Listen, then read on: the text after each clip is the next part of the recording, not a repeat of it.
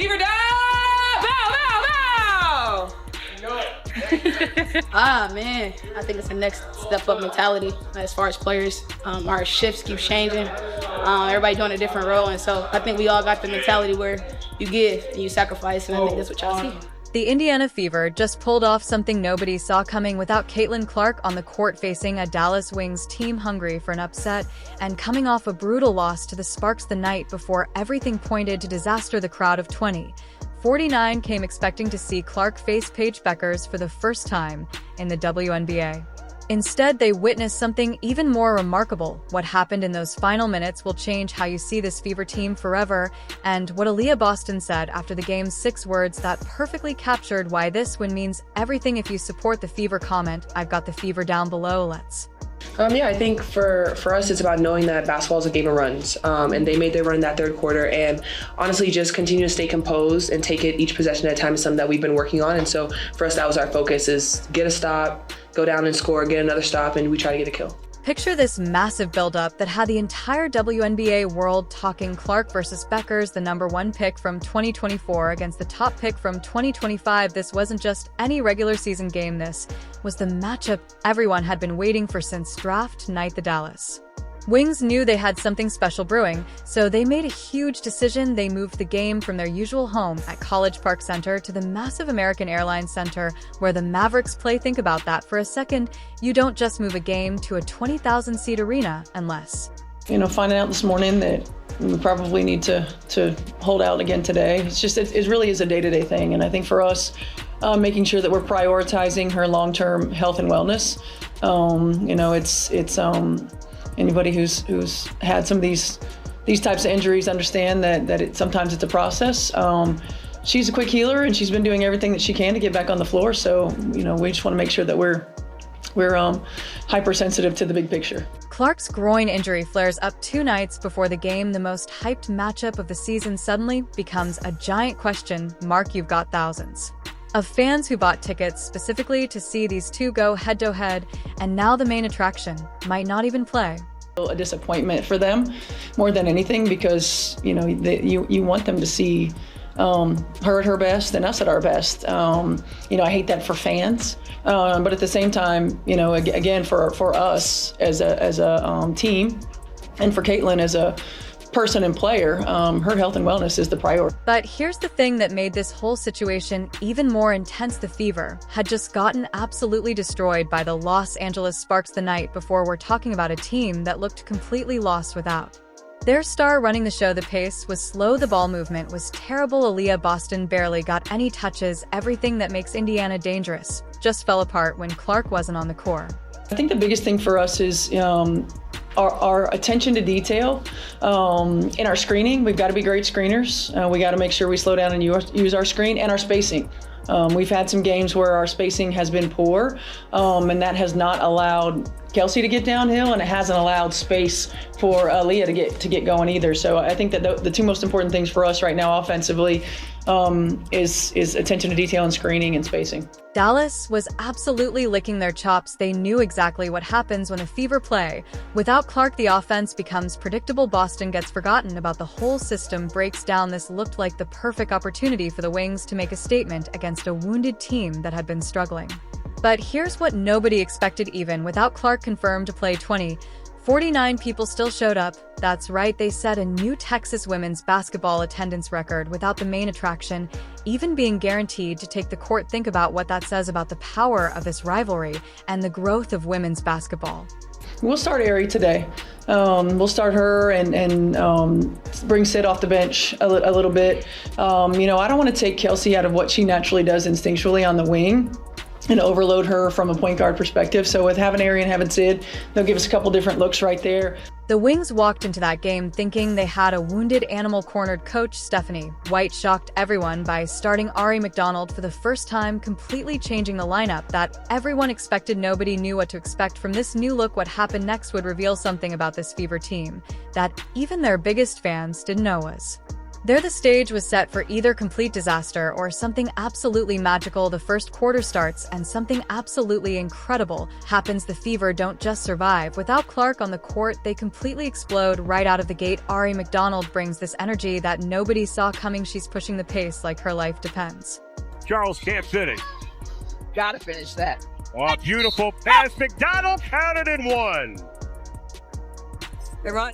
She's getting everyone involved in ways that make you forget Clark isn't even playing. Dallas walks into this game thinking they can just focus on stopping Kelsey Mitchell. That's their whole game plan, shut down Mitchell and watch the Fever fall apart. But suddenly they're dealing with McDonald's downhill attack that they never prepared for. She's creating complete chaos for the Wings defense. She's opening up lanes that haven't existed all season long. Can't finish. Can't finish. It's a big, you gotta lean in. You can't be falling away. McDonald has been outstanding. Here's what makes this even more amazing. McDonald goes perfect from the field in that first quarter. She's not just throwing up shots, she's making smart plays that create opportunities. For everyone else, the Fever start the game by making their first 7 shots in a row, 7 straight, makes to open the game. You don't see that kind of execution very often. Inside, can't get it. Lee Yu-Ru can't. Here comes Natasha Howard. 9-0 run for Indiana. Lexi Hull carries the 3. It seemed that You gotta get out on her, ladies. She's shooting 51% from beyond the arc. this is a Here's what makes this even more amazing. McDonald goes perfect from the field in that first quarter. She's not just throwing up shots, she's making smart plays that create opportunities. For everyone else, the Fever start the game by making their first 7 shots in a row, 7 straight, makes to open the game. You don't see that kind of execution very often. Shooting to open the game. The Wings are only 2 of 14. Howard lobs it inside Boston, and Maisha Hines-Allen got lost. Allowed for the easy 2. and you down to Natasha, and she's going to get in the paint. And so the defense has to step up to protect the drive, and now she puts that air on the ball, and AB is able to finish that shot at the rim. That was beautiful. Here's what makes this even more amazing. McDonald goes perfect from the field in that first quarter. She's not just throwing up shots, she's making smart plays that create opportunities. For everyone else, the Fever start the game by making their first 7 shots in a row, 7 straight, makes to open the game. You don't see that kind of execution very often. This is what they do. Yep. Sometimes you're going to have some back-to-back games. Sometimes you're not going to be able to get in the gym and practice. Got it. Huh. Good night. And again, the veteran schools the rookie. Aliyah Boston steps up huge in the clutch moments. She makes defensive stops when they absolutely have to have them. She grabs rebounds that keep possessions alive. Boston finishes with 21 points on 9 of 14 shooting, hitting all 3 of her free throws. She's doing all the little things that championship teams need from there.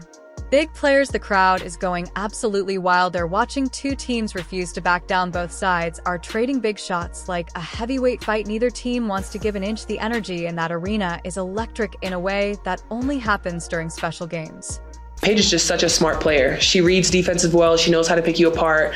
And so when you play against her, you have to make sure that you're aware of where she is at all times. And also she does a great job of putting her teammates in great position. So for us, I mean, I feel like it's kind of similar in college and in the league. Like Paige is just playing great basketball and making sure that she sets up her teammates for the same. With minutes left, Boston looks at the crowd of Fever fans scattered throughout the arena. You can see something click in her eyes. This is what she would later explain about every game being a home game. Those Fever jerseys are everywhere, creating energy that travels with this team. Mitchell and Boston combined for the final push that seals the 94-86 victory. They prove this team has championship-level heart when it matters most. The fourth quarter belongs to Mitchell, who takes control and makes every play. The Fever needs to close out the win. After the game, Aliyah Boston walks up to the microphone and delivers 6 words that perfectly sum up what just happened. Reporters are asking about playing without Clark. They want to know about the pressure. They're trying to figure out how the Fever pulled off this incredible win against a Dallas team that had every reason to believe they would cruise to victory. Boston looks right into the camera and says,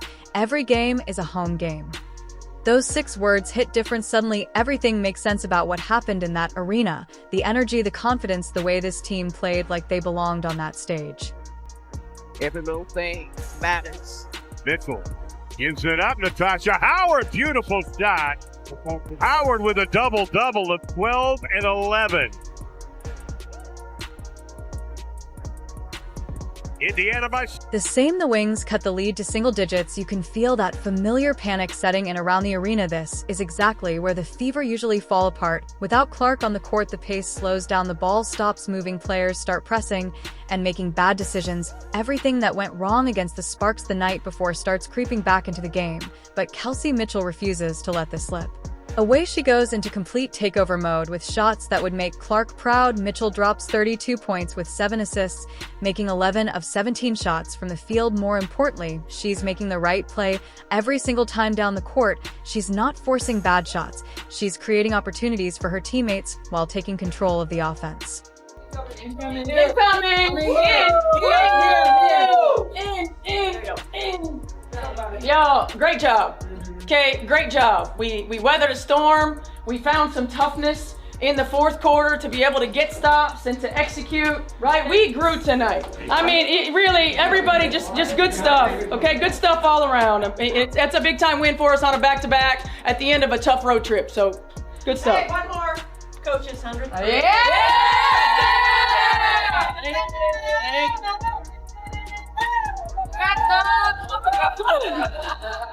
All right, let's go. Here we go! Together, 3, 1, 2, 3! Aliyah Boston steps up huge in the clutch moments. She makes defensive stops when they absolutely have to have them. She grabs rebounds that keep possessions alive. Boston finishes with 21 points on 9 of 14 shooting, hitting all 3 of her free throws. She's doing all the little things that championship teams need from there. Big players, the crowd is going absolutely wild. They're watching two teams refuse to back down. Both sides are trading big shots like a heavyweight fight. Neither team wants to give an inch. The energy in that arena is electric in a way that only happens during special games incoming. There were a lot of Fever fans today at the game. What does it mean to you to just have their presence with you wherever you go? Every game is a home game. I think you see that. People show up, they show out.